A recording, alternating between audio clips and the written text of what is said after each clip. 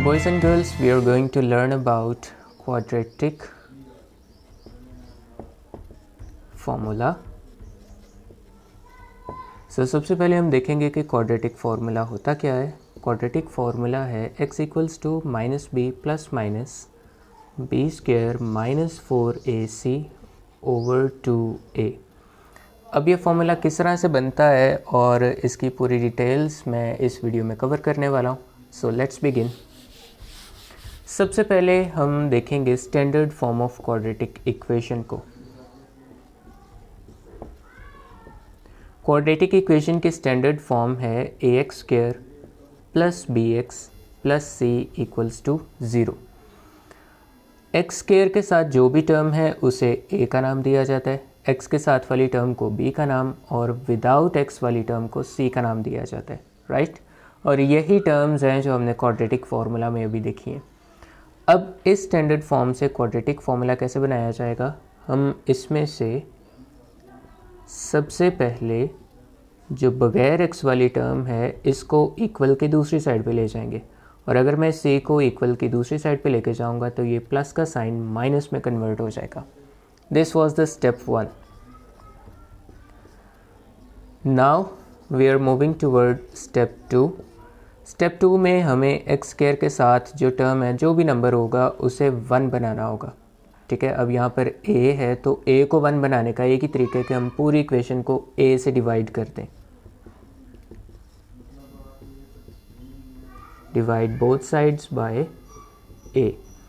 तो a के साथ जब हम डिवाइड करेंगे ए एक्स स्क्वायर को भी a से डिवाइड कर देंगे, बी एक्स को भी a से डिवाइड कर देंगे और c को भी a से डिवाइड कर देंगे.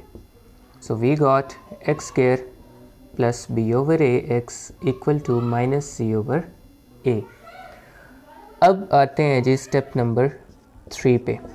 स्टेप 3 में हमने क्या करना है कि x के साथ वाली जो टर्म है, सेकंड टर्म जो हमारी दरमियान वाली टर्म होती है, इसको आपने मल्टीप्लाई करना है 1/2 से. 1/2 से मल्टीप्लाई करने का मकसद है इसको हाफ करना, और हाफ करने के साथ ही हमने इसका स्क्वायर भी ले लेना है, और जो भी इसका आंसर आएगा उसको हम फिर दोनों तरफ ऐड कर देंगे. तो b को 1 से मल्टीप्लाई करेंगे b, और a को 2 से मल्टीप्लाई करेंगे तो ये बन जाएगा 2a और इसका square.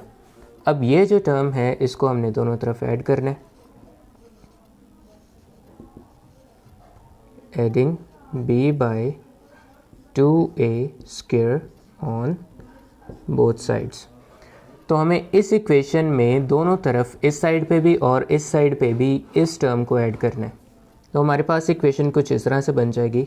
X square plus b by a x plus b over 2a square equal to minus c over a plus b over 2a square.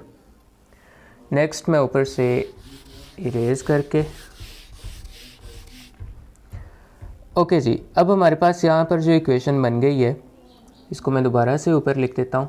X square plus b over a x plus b over 2a square equal to minus c over a plus b by 2a square. इस side पे अगर हम गौर करें तो यहाँ पर एक complete formula बन चुका है. कंप्लीट फार्मूला किस तरह से बन चुका है, जो हमने फार्मूला सीखा हुआ है a square plus 2ab plus b square वाला, और इसकी क्लोज्ड फॉर्म होती है a plus b whole square वाली. जब भी इसको ओपन किया जाता है तो a का स्क्वायर, b का स्क्वायर और दरमियान में 2ab लिखा जाता है. तो ये वाली टर्म भी इस फार्मूले में कन्वर्ट हो चुकी है और इसको हम क्लोज़ करेंगे इस तरह की शक्ल में.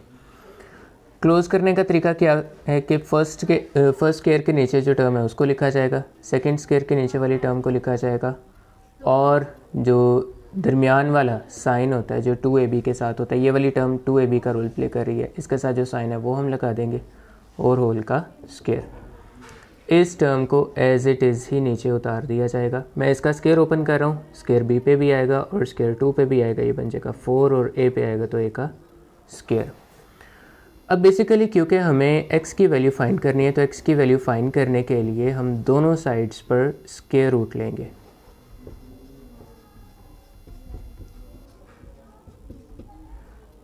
So this becomes x plus b over 2a whole square root and minus c over a plus b square over 4a square root।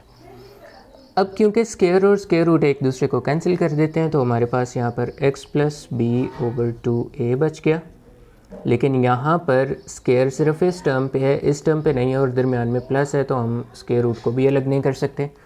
तो यहाँ पर स्क्वायर रूट फिर कटेगा नहीं, बल्कि ये इस वैल्यू के साथ ही रहेगा, minus c over a plus, बल्कि इसको हम अंदर ही सिंप्लीफाई कर लेते हैं।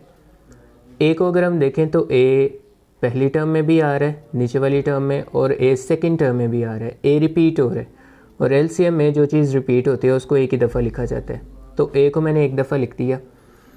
अब क्योंकि ए जो है वो इस टर्म के अंदर भी रिपीट हो रहा था और ये वाली बड़ी टर्म है, तो हमेशा एलसीएम में बड़ी टर्म लिखी जाती है 4a स्क्वायर।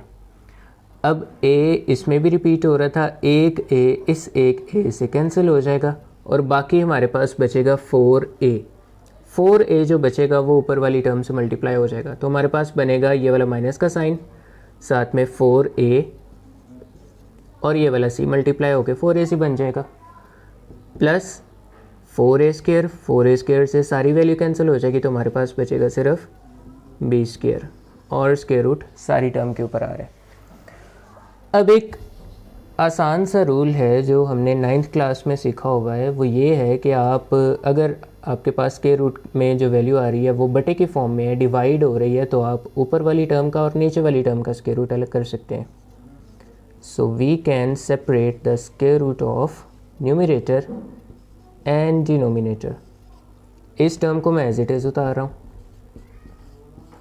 और एक और चीज़ का ख्याल रखिए कि जब भी आप स्क्वायर रूट को सॉल्व करते हैं, ये पहला स्टेप है स्क्वायर रूट को सॉल्व करने का, तो स्क्वायर रूट को सॉल्व करते ही हमारे पास दो साइन आ जाते हैं, दो आंसर आ जाते हैं, एक आंसर प्लस में आता है और एक आंसर माइनस में आ जाता है। तो हमने इसी स्टेप में दोनों साइंस इंट्रोड्यूस करवा देने हैं।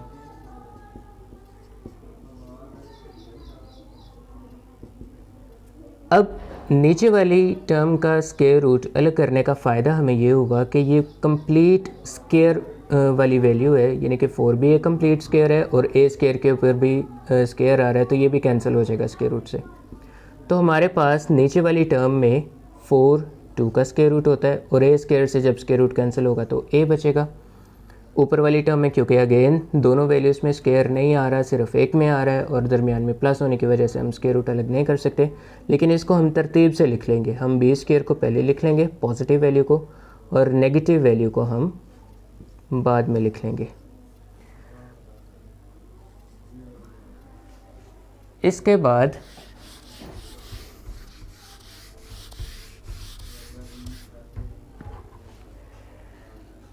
नेक्स्ट स्टेप में मैं इस b ओवर 2a को इक्वल के दूसरी साइड पे लेके जाऊंगा। सो वी विल ऑब्टेन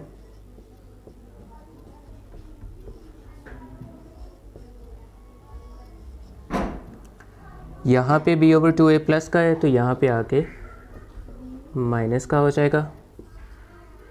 और अगर आप गौर करें तो फर्स्ट टर्म और सेकंड टर्म में दोनों में बटे के नीचे सेम वैल्यू आ रही है, तो इनका एलसीएम भी यही आएगा 2a ही।